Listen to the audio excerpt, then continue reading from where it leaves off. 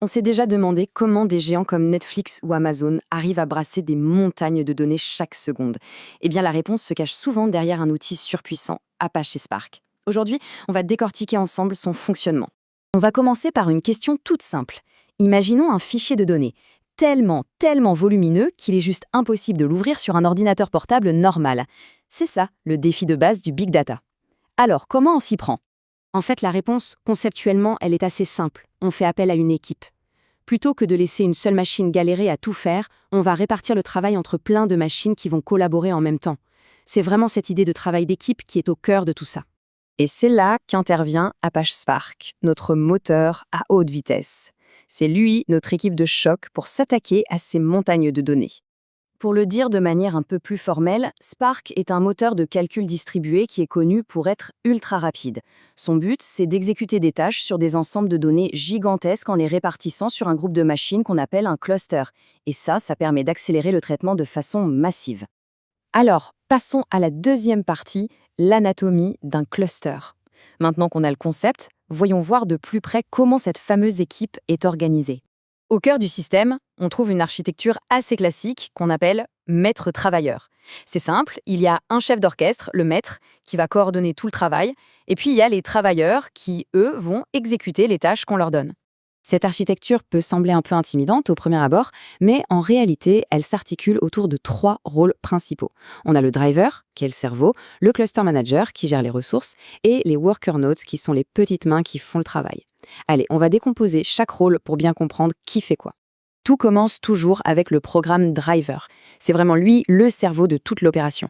C'est lui qui lance l'application, qui analyse toutes les opérations à faire et qui va créer un plan d'action super détaillé pour l'ensemble du cluster. Bien sûr, le driver ne travaille pas tout seul. Il est en dialogue constant avec le cluster manager. Lui, on peut le voir comme le régisseur général. C'est son boulot de négocier et d'allouer la puissance de calcul, la mémoire, bref, toutes les ressources nécessaires pour que le travail puisse se faire correctement. Et pour finir, on a la main-d'œuvre, les nœuds workers. Ce sont les machines physiques, les ordinateurs. Et sur chacune de ces machines, on va lancer un ou plusieurs executors. Ce sont eux les vrais ouvriers du système. Ils reçoivent les tâches du driver et les exécutent pour de vrai sur une petite partie des données.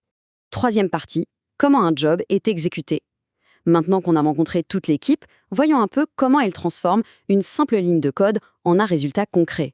Le driver est bien plus malin que de simplement donner des ordres bruts. Non, il va décomposer le travail de façon très intelligente. Le code de l'application va être transformé en une sorte de hiérarchie logique. D'abord des jobs qui eux-mêmes sont divisés en stages qui eux-mêmes sont constitués de tâches. Pour prendre une analogie, imaginez que l'application, c'est l'organisation d'un immense banquet. Un job, ce serait la préparation d'un plat en particulier, disons la salade. Un stage, ce serait une grande étape de cette préparation, comme par exemple couper tous les légumes. Et enfin, une task, c'est l'action la plus simple. Une seule personne qui coupe un seul oignon. C'est l'unité de travail la plus élémentaire. Quatrième partie, se connecter au cluster. Bon, tout ça c'est bien beau, mais concrètement, comment une application se connecte à ce système? Surtout que la méthode a un peu changé avec le temps. Avant la version 2.0 de Spark, le point d'entrée principal pour se connecter s'appelait le Spark Context. Mais depuis la version 2.0, tout a été simplifié avec la Spark Session. En gros, elle unifie plusieurs anciens contextes en une seule interface, qui est à la fois plus simple et plus puissante. Et voilà la différence en pratique. À gauche, on a l'ancienne méthode avec le Spark Context, et à droite, l'approche moderne avec la Spark Session. On voit tout de suite que le code est plus propre, plus clair, et qu'il donne accès à toutes les fonctionnalités de Spark de manière beaucoup plus unifiée. Allez, on attaque la dernière partie, et on arrive au cœur du réacteur, la véritable magie de Spark, c'est-à-dire la puissance du parallélisme. Toute la force de Spark, elle vient de sa capacité à faire du traitement massivement parallèle. Le principe en fait est assez simple, les données sont découpées en plein de petits morceaux, qu'on appelle des partitions, et chaque exécuteur va travailler sur une ou plusieurs de ces partitions en même temps. Donc le point crucial à retenir, c'est ça. Une tâche s'occupe d'une partition et elle tourne sur un seul cœur de processeur. Ça veut dire que si un exécuteur dispose de 16 cœurs, il peut potentiellement exécuter 16 tâches en même temps, sur 16 partitions de données différentes. C'est cette stratégie du diviser pour régner qui permet à Spark d'atteindre des vitesses de traitement absolument spectaculaires.